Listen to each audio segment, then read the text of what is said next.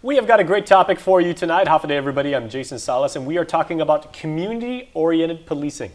Now, fortunately, my good friend, Officer Paul Tapao from the Guam Police Department is here, and we are going to talk about exactly how this is, and more importantly, Paul, how we as civilians can get involved and you and us can better keep Guam safe. Oh, thanks for having me. You know, it's kind of special because the week of October 3rd to the October 7th is Community-Oriented Policing Week, and what better way than to bring it out and talk to you guys about how we as the Guam Police Department are actively involved in the community with different programs in which we have, such as the Neighborhood Watch program. You know, I would like to highlight the success of the Neighborhood Watch program to where it's grown to the villages in which we service. And, you know, the villages have actually gone forth and actually stood up their own watch program.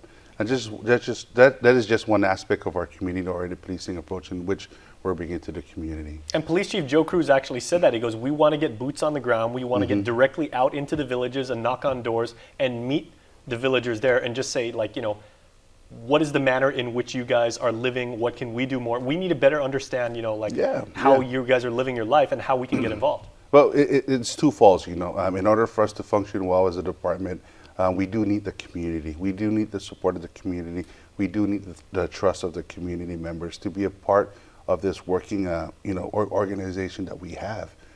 You know, public safety has always been that pinnacle of we need that in our community.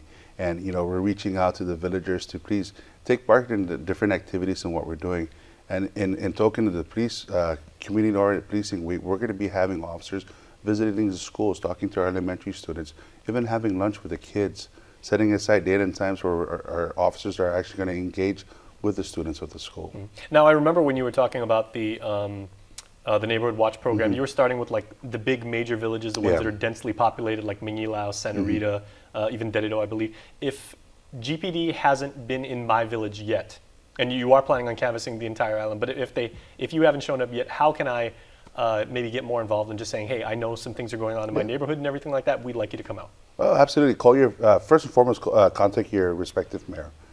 Call your mayor, let him know that you are interested in forming a Neighborhood Watch program. You have a group of individuals that are ready to go. You know, your mayor can take it from there. Or you can call the Lieutenant Governor's office. You know, with the Neighborhood Watch program, we're actually partnership with the Lieutenant Governor's office. The staff that he brings out actually helps us engage in the community, meet with the mayors, their staff, and come up with the approach and you know, the planning and how are we going to approach the village and how we're going to go in and address the numbers and the masses of the villagers. So yeah, start with your mayor's office and contact the Lieutenant Governor's office. All right, Paul, speaking of crimes, what have you got for us this week? This week is the crime that happened in one of our pachinko parlors. All right, here's the information.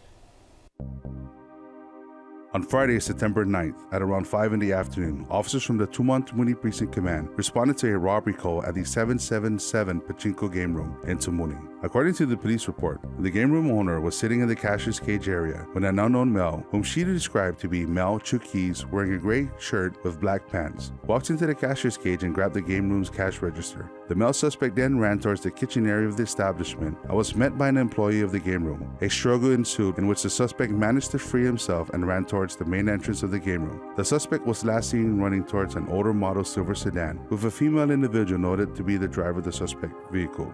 As a result of the robbery, no one was hurt. Now, the Guam Crime Stoppers and the Guam Police Department need your help in reference to this case.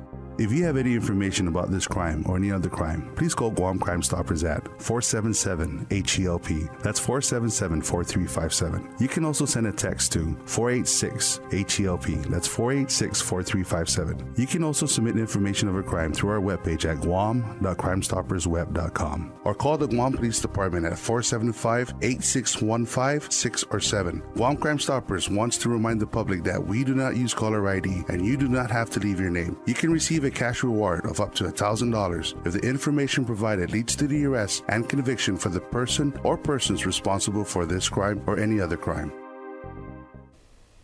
All right, fantastic. So once again, community-oriented police week. Yeah. Okay, so and we can expect to see Guam's boys and girls in blue throughout the community doing their part to help us. It's not just us too. We're also involving our federal counterparts.